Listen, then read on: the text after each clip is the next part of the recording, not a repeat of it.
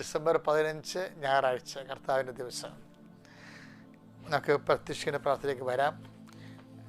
ഏറ്റ് പ്രാർത്ഥിക്കുക. അമ്മേ പരിശുദ്ധ അമ്മേ, അമ്മേ പരിശുദ്ധ അമ്മേ, ദേവമാതാവേ, ദൈവമാതാവേ, അങ്ങ് കൃപാസനത്തിൽ പ്രത്യക്ഷപ്പെട്ട് വരാൻ പോകുന്ന മഹാദുരന്തത്തിൽ നിന്ന് രക്ഷപ്പെടാനും എല്ലാവർക്കും വേണ്ടി പ്രാർത്ഥിക്കുവാനും ആവശ്യപ്പെട്ടിട്ട് 20 വർഷം തികയുന്ന ഈ വേളയിൽ കൃപാസനത്തിലൂടെ ഞങ്ങൾക്കും ഈ ദേശത്തിനും അങ്ങ് മധ്യസ്ഥം തേടി തന്ന എല്ലാ അനുഗ്രഹങ്ങൾക്കും കൃപകൾ ഞങ്ങളിപ്പോൾ ഹൃദയം നിറഞ്ഞ നന്ദി പറയുന്നു. അമ്മേ പരിശുദ്ധമ്മേ, ജപമാല മാതാവേ, സകല കൃപാസനം പ്രാർത്ഥനകളോടും ചേർത്ത് ഞങ്ങളിപ്പോൾ പ്രാർത്ഥിക്കുന്ന ഈ കുടുംബത്തിന്റെ പ്രത്യേക നിയോഗം. കർത്താവേ, അങ്ങ് മക്കളുടെ നിയോഗത്തെ നീ ആശീർവദിക്കണമേ.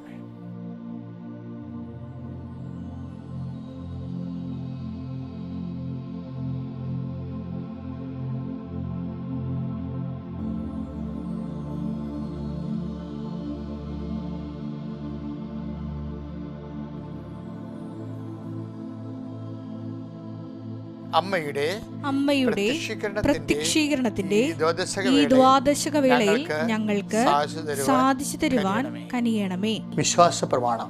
സർവശക്തനായ പിതാവും ആകാശത്തിന്റെയും ഭൂമിയുടെയും സൃഷ്ടാവുമായ ദൈവത്തിൽ ഞാൻ വിശ്വസിക്കുന്നു. അവിടുത്തെ ഏകപുത്രനും ഞങ്ങളുടെ കർത്താവുമായ ഈശോ മിശിഹായിലും ഞാൻ വിശ്വസിക്കുന്നു. ഈ പുത്രൻ പരിശുദ്ധാത്മാവിനാൽ ഗർഭസ്ഥനായി കന്യകാമറിയത്തിൽ നിന്ന് പിറന്ന് പൊന്തിയോസ് പീലാത്തോസിന്റെ കാലത്ത് പീഡകൾ സഹിച്ച് കുരിശിൽ തറയ്ക്കപ്പെട്ട് മരിച്ച് അടക്കപ്പെട്ട് പാതാളങ്ങളിൽ ഇറങ്ങി മരിച്ചവരുടെ ഇടയിൽ നിന്ന് 3-ാം നാൾ ഉയർത്ത് സ്വർഗത്തിലേക്ക് എഴുന്നള്ളി സർവശക്തിയുള്ള പിതാവായ ദൈവത്തിന്റെ വലതുഭാഗത്തിരിക്കുന്നു. അവിടെ നിന്ന് ജീവിക്കുന്നവരെയും മരിച്ചവരെയും വിധിക്കുവാൻ വരുമെന്നും ഞാൻ വിശ്വസിക്കുന്നു. പരിശുദ്ധാത്മാവിലും ഞാൻ വിശ്വസിക്കുന്നു. വിശുദ്ധ കത്തോലിക്കാ സഭയിലും പുണ്യവാന്മാരുടെ ഐക്യത്തിലും പാപങ്ങളുടെ മോചനത്തിലും ശരീരത്തിന്റെ ഉയർപ്പിലും നിത്യമായ ജീവിതത്തിലും ഞാൻ വിശ്വസിക്കുന്നു. ആമേൻ. സുഖസ്ഥനായ ഞങ്ങളുടെ പിതാവേ, അങ്ങയുടെ നാമം പൂജിതമാകണമേ.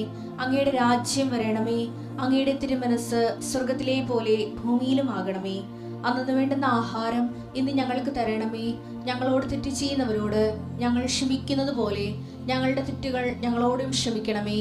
ഞങ്ങളെ പ്രലോഭനത്തിൽ ഉൾപ്പെടുത്തരുതേ, തിന്മയിൽ ഞങ്ങൾ രക്ഷിക്കണമേ. ആമേൻ. നന്മ നിറഞ്ഞ മറിയമേ, സ്വസ്തി. കർത്താവ് അങ്ങയുടെ കൂടെ സ്ത്രീകളിൽ അങ്ങ് അനുഗ്രഹിക്കപ്പെട്ടവളാകുന്നു. അങ്ങയുടെ ഉദരത്തിൻ ഫലമായി ഈശോ അനുഗ്രഹിക്കപ്പെട്ടവനാകുന്നു. പരിശുദ്ധ മറിയമേ, തമ്പുരാന്റെ അമ്മേ, പാപികളായ ഞങ്ങൾക്ക് വേണ്ടി ഇപ്പോഴും ഞങ്ങളുടെ മരണസമയത്തും തമ്പുരാനോട് അപേക്ഷിക്കണമേ. ആമേൻ. ഒരുമിച്ച് പ്രാർത്ഥിക്കാൻ. കർത്താവിന്റെ ഉന്നതമായ നാമത്തിൽ സ്വസ്ഥം ചെയ്യുന്ന അനുദിന അനുഗ്രഹ പ്രാർത്ഥനയിൽ പങ്കെടുക്കുന്ന എല്ലാ മക്കളെയും, എല്ലാ രാജ്യങ്ങളിലും സംസ്ഥാനങ്ങളിലുള്ള മക്കളെ നീ ആശീർവദിക്കണമേ. കർത്താവ് എത്രയോ ഭക്തിയോടുകൂടിയാണ് കർത്താവിൻ്റെ മക്കളെ ഈ പ്രാർത്ഥനയിൽ പങ്കെടുക്കുന്നത്. അവർ ഒരു മനുഷ്യനെ പോലും കർത്താവ് കൈവിട്ടുകളെ ഇടയാക്കരുത്. ഈ പ്രാർത്ഥന കൊണ്ട് തന്നെ കർത്താവ് ദൈവാനുഭവം പ്രാപിച്ച് സാക്ഷ്യം പറയാൻ ഇടയാക്കണമേ. പ്രത്യേകിച്ച് കർത്താവ് ഉടമ്പടി എടുത്തതിൻ്റെ സാക്ഷ്യമായിട്ടും ഉടമ്പടി എടുക്കാത്തവർ കർത്താവ് ഈ അനുദിന അനുഗ്രഹ പ്രാർത്ഥനയുടെ സാക്ഷ്യങ്ങൾ കർത്താവ് കൃപാസനത്തിൽ വന്ന് പറയാൻ ഇടയാക്കണം പ്രാർത്ഥിക്കുന്നു. കർത്താവിൻ്റെ വലിയ ശക്തി കർത്താവെ, അവരുടെ ഉടമ്പടിയിൽ എടുക്കുന്ന ഈ പ്രാർത്ഥനയിൽ കർത്താവ് അവർ തന്നെ അവിടെ ദൈവാനുഭവങ്ങൾ കർത്താവ് വീഡിയോ ചെയ്ത് കർത്താവ് അയച്ചു തരാൻ ആഗ്രഹിക്കുന്നവരെ സമർപ്പിച്ചുകൊണ്ട് പ്രാർത്ഥിക്കുന്നു. ദൈവത്തിൻ്റെ വലിയ ചൈതന്യം നിങ്ങളിലേക്ക് ആവശ്യിക്കട്ടെ. അമ്മേ പരിശുദ്ധമേ ദേവമാതാവേ, കർത്താവിൻ്റെ സാന്നിധ്യത്തിൽ നിന്നെപ്പോലെ ജീവിക്കുവാൻ ഞങ്ങൾക്ക് കിട്ടിയിരിക്കുന്ന ഈ അവസരത്തെ ഓർത്തുകൊണ്ട് നന്ദി പറയുന്നു. കർത്താവെ, ഈശോ നിന്റെ വിശുദ്ധ പൗരോഹിത്യത്തെ മഹത്വപ്പെടുത്തണമേ. കർത്താവെ, സഭയിലുള്ള സാന്നിധ്യം പ്രകടമാക്കണമേ.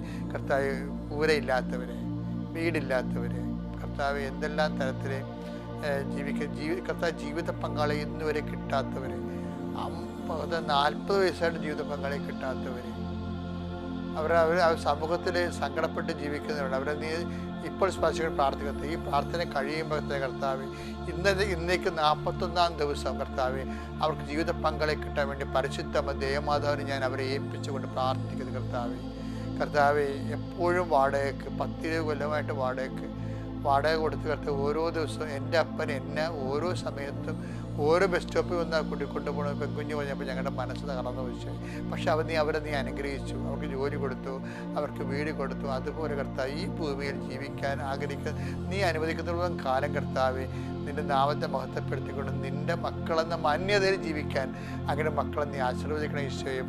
കെട്ടുകാരൊക്കെ പൊട്ടിച്ചെറിഞ്ഞിട്ട് വൈരാഗ്യത്തോടെ ജീവിക്കുന്നവരും വിഷം തന്നവരുണ്ട് ഈശോയെ. അവരെ നീ സന്ധിക്കണമേ എന്ന് പ്രാർത്ഥിക്കുന്ന കർത്താവ്. ദൈവത്തിൻ്റെ കരുണ കർത്താവ് വീട്ടിലിരുന്നുകൊണ്ട് ജോലി ചെയ്യുന്നവരുണ്ട് ഈശോയെ. പ്രോജക്റ്റുകൾ, ബാങ്കിൻ്റെ പ്രോജക്റ്റുകൾ വീട്ടിലിരുന്ന് ജോലി ചെയ്യുന്നവരുണ്ട് ഈശോയെ. അവർക്ക് ലഭിക്കുന്ന രാത്രിയും പകലും കർത്താവെ അമേരിക്കൻ ടൈമിന് സെറ്റ് ചെയ്തുകൊണ്ട് കർത്താവെ ഇന്ത്യൻ ടൈമിൽ വർക്ക് ചെയ്യുമ്പോൾ ഉണ്ടാകുന്ന ഉറക്കക്കുറവും അതുമൂലം ഉണ്ടാകുന്ന മറ്റ് രോഗങ്ങളും മൂലം മനുഷ്യരുടെ സംഘർഷങ്ങൾ, മനസ്സിൻ്റെ ബലം കുറയുക, അതിനുണ്ടാകുന്ന കുടുംബ പ്രശ്നങ്ങൾ, ഇങ്ങനെ വ്യത്യസ്തങ്ങളായ വിഷയങ്ങൾ കൊണ്ട് കർത്താവെ ഇതൊരു അമ്മ കുഞ്ഞിനെ എടുത്തുകൊണ്ട് നിൽക്കുന്നതായി കാണുന്നു. അമ്മ മാത്രമേ നിൽക്കുന്നുള്ളൂ, ആരും കൂടെ ഇല്ല. കുഞ്ഞിനെ അമ്മനെ ഉപേക്ഷിച്ചതുപോലെയും വിവാഹം വേർപെട്ട പോലെയും തോന്നുന്നു കർത്താവെ. അതുപോലെ തന്നെ കർത്താവ് കുഞ്ഞ് ജനിച്ച ശേഷം വിവാഹം റെക്ടിഫൈ ചെയ്യാത്തവരെ കാണിക്കുന്നുണ്ട്. അവരെല്ലാം ഇപ്പോൾ സന്ധിച്ച് പ്രാർത്ഥിക്കുന്ന ഈശോ ദൈവത്തിൻ്റെ കരുണ കർത്താവ് അവർക്കെല്ലാം സമാധാനത്തോടെ സന്ധിപ്പോഴും ജീവിക്കും കർത്താവ്. ഇന്നും കർത്താവെ പള്ളിയിൽ ഇന്നും കർത്താവ് മനുഷ്യൻ്റെ വെട്ടത്തിട്ട് പോകാനൊരു അടിയന്തരത കൊണ്ടുപോകാൻ വസ്ത്രമില്ലാത്തവരും വസ്ത്രം കുറഞ്ഞവരും കൊണ്ട് ഈശോയെ. അതുപോലെ തന്നെ പല ദുരന്തങ്ങൾ പെട്ടിട്ട് പല രോഗങ്ങൾ പെട്ടിട്ട് ഉള്ള വസ്തുക്കളെല്ലാം നഷ്ടപ്പെട്ട് പണമെല്ലാം നഷ്ടപ്പെട്ടിട്ട് വളരെ വിഷമത്തിൽ ജീവിക്കുന്നുണ്ട് ഈശോയെ. വെത്തവർ സാമ്പത്തികം തടന്നപ്പോൾ നിലയിലും വിലയിലും ഉണ്ടായിരുന്ന ആൾക്കാരെല്ലാം പതുക്കെ അവർ നകന്നു പോവുകയും അവർ ഒറ്റപ്പെട്ടു പോവുകയും ചെയ്യുന്ന അവസ്ഥകളുണ്ട് ഈശോയെ. അതിൻ്റെ പേരിൽ മദ്യവും കഞ്ചാവിനും ഒക്കെ അടിപ്പെട്ടുകൊണ്ട് ബുദ്ധിയും ബോധവും ഇല്ലാതെ അലഞ്ഞു തിരിയുന്ന മനുഷ്യരുണ്ട്. ഇങ്ങനെ എന്തെല്ലാം തരത്തിലുള്ള വിഷമതയുള്ള മനുഷ്യ കർത്താവ് ലോകത്ത് ജീവിക്കുന്നവർ അവരെല്ലാം ഞങ്ങളുടെ പ്രാർത്ഥന കൊണ്ട് നീ സഹായിക്കണം. അമ്മേ കൃപാസന അമ്മേ, പരിശുദ്ധ അമ്മേ, അത് ദുരന്തം ഉണ്ടാകണം പ്രാർത്ഥിക്കണമെന്ന് ആവശ്യപ്പെട്ട അമ്മേ. ദുരന്തങ്ങൾക്ക് പോലും പ്രാർത്ഥനയാണ് പ്രതിവിധിയെങ്കിൽ അമ്മേ കുടുംബത്തിലുള്ള എല്ലാ ചെറുതും വലുതുമായ എല്ലാ ദുരന്തങ്ങൾക്കും നീ തന്നെയാണ്, നിൻ്റെ പ്രാർത്ഥന തന്നെയാണ്, നിന്നോടുള്ള അപേക്ഷ തന്നെയാണ്, നിൻ്റെ മധ്യസ്ഥ പ്രാർത്ഥന യേശുവിൻ്റെ നാമത്തിൽ പ്രാർത്ഥിക്കുന്ന അവരെല്ലാം നീ സന്ധിക്കുകയും സമാധാനപ്പെടുത്തുകയും ഈ ഒറ്റ പ്രാർത്ഥന കൊണ്ട് കർത്താവ് നീ അവരെ വീണ്ടെടുക്കണം പ്രാർത്ഥിക്കുന്നു. നിത്യപിതാ പുത്രൻ പരിശുദ്ധാത്മാവ് സർവ്വേശ്വരൻ നീ.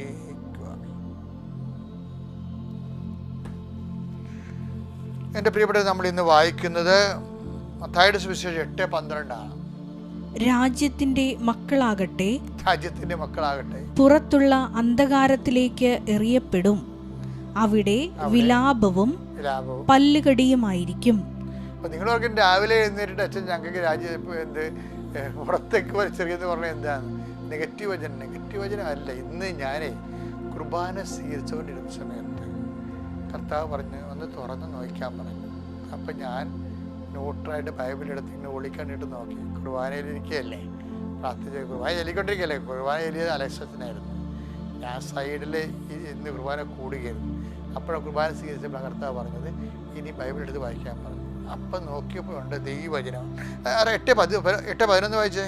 വീണ്ടും ഞാൻ നിങ്ങളോട് പറയുന്നു, കിഴക്ക് നിന്നും പടിഞ്ഞാറ് നിന്നും നിരവധി ആളുകൾ വന്ന് അബ്രാഹത്തോടും ഇസ്ഹാക്കിനോടും യാക്കോബിനോടും കൂടെ സ്വർഗരാജ്യത്തിൽ വിരുന്നിനിരിക്കും. അടുത്ത വചനം എന്താണ്? രാജ്യത്തിന്റെ മക്കളാകട്ടെ പുറത്തുള്ള അന്ധകാരത്തിലേക്ക് എറിയപ്പെടും. അപ്പൊ ഇതാണ് അതിന്റെ സിറ്റുവേഷൻസ്. ഇത് വായിച്ചപ്പോൾ എൻ്റെ മനസ്സിലേക്ക് അത് രാജ്യത്തിൻ്റെ മക്കളെ, കർത്താവിൻ്റെ സ്വന്തം ആൾക്കാർ, അത് രാജ്യമക്കളാകട്ടെ പുറത്തുള്ള അന്ധകാരത്തിലേക്ക് എറിയപ്പെടുമെന്ന് പറഞ്ഞപ്പോൾ പെട്ടെന്ന് എൻ്റെ മനസ്സ് പരിശുദ്ധാത്മ വേറെ വചനം എന്താണെന്നറിയാമോ? അത് യോഹന്നാൻ 13:30. അത് രസമാണ് വചനം. ആ അപ്പക്കഷ്ണം സ്വീകരിച്ച ഉടനെ അവൻ പുറത്തുപോയി. അപ്പോൾ രാത്രിയായിരുന്നു. രാജ്യത്തിന്റെ മക്കളാകട്ടെ പുറത്തുള്ള അന്ധകാരത്തിലേക്ക് എറിയപ്പെടും. എന്നിട്ട് ഈശോ പറഞ്ഞൊരു വചനം ഏതാണ്? യൂദാസ് അങ്ങനെ എറിയപ്പെട്ട ഒരാളാണ്. കാര്യം എന്താണ്? അവൻ ആ തിന്മ ചെയ്യണമെന്ന് തീരുമാനത്തിൽ നിന്ന് പിന്തിരിച്ചില്ല. ഇപ്പൊ എല്ലാവരും അനുദപിക്കുവേ, പക്ഷെ ഒരു കാര്യമുണ്ട്, ആ തിന്മ ചെയ്യണമെന്ന തീരുമാനത്തിൽ തന്നെ അവർ നിൽക്കുകയും ചെയ്യും. അവിടെ പ്രശ്നം. അങ്ങനെ വരുമ്പോൾ എന്ത് പറ്റും? അവരെ പുറത്തുള്ള അന്ധകാരത്തിലേക്ക് എറിയപ്പെടും. യൂദാസിനെ പറ്റി അബദ്ധം എന്താ? അയാൾക്ക് മനസ്സിലായ തെറ്റാണെന്ന്, പക്ഷെ ആ തെറ്റായ തീരുമാനത്തിൽ അയാൾ നിറച്ച് നിന്ന് ചെയ്യാൻ തന്നെ അയാൾ തീരുമാനിച്ചു. അതാണ് അയാൾക്ക് പറ്റിയ തെറ്റ്. ഇതെന്താ വരുന്ന വിഷയത്തിൽ അങ്ങനെ വരുമ്പോൾ ഇപ്പം നമ്മളൊരു തിന്മ ചെയ്യും, ഇപ്പം നമ്മൾ ആദ്യത്തെ കുഞ്ഞിനെ ഒരു കുഞ്ഞ് ജനിച്ച് ഉടനെ അടുത്ത കുഞ്ഞും പെട്ടെന്ന് അതിന് മറുപടി മറന്നപ്പോൾ ജനിച്ച ഉടനെ ഭർത്താവ് പറയും അബോർഷൻ ചെയ്യാം, ഭാര്യ അത് തന്നെ പറയും. നിങ്ങളത് ചെയ്തു, അപ്പോൾ തന്നെ നിങ്ങളുടെ ആത്മീയ ബലം കുറഞ്ഞു, അതുകൊട്ടെ. പക്ഷേ എന്താ പറ്റി, വീണ്ടും അത് അങ്ങനെ ചെയ്യുന്ന ആൾക്കാരുണ്ട്. എന്നുവെച്ചാൽ അവർ അങ്ങനെ ചെയ്യണവർ എന്താ പ്രശ്നം, അവർക്കിത് ഒരു കലാപരിപാടി പോലെയാണ്. കല്യാണത്തിന് മുമ്പ് ഇതുപോലെയൊക്കെ ചെയ്യുന്ന ആൾക്കാരാണ് കല്യാണം കഴിയുമ്പോൾ ഇതുപോലെയുള്ള ക്രൂരകൃത്യങ്ങൾ ചെയ്യണത്. എല്ലാവരെയും ഞാൻ അടച്ചാക്ഷേപിക്കുകയല്ല, പക്ഷേ ഞാൻ 25 ലക്ഷം ആൾക്കാരെ കൗൺസിൽ ചെയ്തപ്പോൾ എനിക്ക് മനസ്സിലായ ഒരു സത്യമാണ്. അതായത് ഇങ്ങനെ മനുഷ്യന് ഒരു ലാഘവും ഇല്ലാതെയൊക്കെ ഒരു കുഞ്ഞിനെ വയറ്റിലിട്ട് കൊല്ലാം എന്നൊക്കെ തീരുമാനിക്കുന്ന ഭാര്യയും ഭർത്താവും ഒക്കെ കല്യാണത്തിന് മുമ്പ് വിശുദ്ധിയോടെ അല്ല അവർ കല്യാണം പ്രവേശിച്ചിട്ടുള്ളത്. എല്ലാവരെയും കുറിച്ച് പറയുകയല്ല, കുറച്ച് പേരെങ്കിലും അങ്ങനെയുണ്ട്. പക്ഷേ എന്താ പ്രശ്നം വെച്ചാൽ ആ തിന്മ, ഇത് ആഗമന കാലമാണ്. ഞങ്ങൾക്ക് വയലറ്റ് ഡ്രസ്സാണ് പള്ളികളിലൊക്കെ ഇടുന്നത് അല്ലേ. എന്താ കാര്യം, അനുതാപത്തിൻ്റെ കാലമാണ്. കർത്താവിൻ്റെ നത്താൾ പെരുന്നാളിന് കർത്താവിനെ ഹൃദയത്തിലേക്ക് സ്വീകരിക്കുന്ന ഒരു കാലത്ത് നമ്മൾ തിന്മ ചെയ്യുന്നവർ തിന്മയിൽ തന്നെ നിലനിന്ന് കഴിഞ്ഞാലുള്ള കുഴപ്പം. ബൈബിൾ അവസാനിക്കണത് എന്താണ്, തിന്മ ചെയ്യുന്നവരുണ്ടെങ്കിൽ വ്യഭിചരിക്കണവരുണ്ടോ, ശരി വ്യഭിചരിച്ചോളൂ, ലൈസൻസ് തരും. അതിൻ്റെ അർത്ഥം അതേ ഇനിമേൽ കക്കുന്നവൻ കക്കട്ടെ, വ്യഭിചരിക്കണവൻ വ്യഭിചരിക്കട്ടെ. വെളിപാട് 22:11. അനീതി ചെയ്തിരുന്നവൻ ഇനിമേൽ പറഞ്ഞ അങ്ങനെയല്ല, വചനം തുടങ്ങണ അനീതി ചെയ്തിരുന്നവൻ ഇനിയും അനീതി ചെയ്തു കൊള്ളട്ടെ. പാപക്കറ പുരണ്ടവൻ ഇനിയും അങ്ങനെ തന്നെ കഴിഞ്ഞുകൊള്ളട്ടെ. നീതിമാൻ ഇനിയും നീതി പ്രവർത്തിക്കട്ടെ. വിശുദ്ധൻ ഇനിയും വിശുദ്ധീകരിക്കപ്പെടട്ടെ. എന്താ കാര്യം, സമയം തീരാൻ പോകുന്നത്. അപ്പോൾ ബൈബിളിൻ്റെ ഒരു നിലപാട് കണ്ടില്ലേ, അത് തന്നെയാണ് ഈശോ പറയണത്. എന്താണ്, യോഹന്നാൻ 13:27. അപ്പക്കഷ്ണം സ്വീകരിച്ചതിനെ തുടർന്ന് സാത്താൻ അവനിൽ പ്രവേശിച്ചു. യേശു അവനോട് പറഞ്ഞു, നീ ചെയ്യാനിരിക്കുന്നത് വേഗം ചെയ്യുക. അപ്പൊ ചെയ്യാനിരിക്കുന്നത് വേഗം ചെയ്യാൻ, അതായത് യൂദാസ് ആ പാപകരമായ തീരുമാനത്തിൽ നിന്ന് പിന്തിരിയാൻ തയ്യാറല്ല. നീ ബിസിനസ്സിൽ കൊള്ളലാഭം ഉണ്ടാക്കുന്നവനാണ്, നീ കുമ്പസാരിക്കുകയും കുർബാന സ്വീകരിക്കുകയും ചെയ്യും. പക്ഷെ കൊള്ളലാഭത്തിൽ നിന്ന് ആ പരിപാടിയിൽ നിന്ന് നീ മാറാൻ തയ്യാറല്ല. എന്ന് വെച്ചാൽ ദൈവം പിന്നെ എന്താ ചെയ്യണത്, ഇനിമേൽ അനീതി പ്രവർത്തിക്കുന്നത് ചെയ്തു കൊള്ളട്ടെ. കണ്ടാ, നീ ചെയ്യാനിരിക്കുന്നത് വേഗം ചെയ്യുക. ഇതെല്ലാം ഒരുമിച്ചാണ് പോണത്. അതായത് ദൈവം, നീ ഒരിക്കലും ദൈവത്തിൻ്റെ വചനങ്ങളിൽ ആ തിന്മകളിൽ നിന്ന് മാറാൻ നീ തയ്യാറല്ലെങ്കിൽ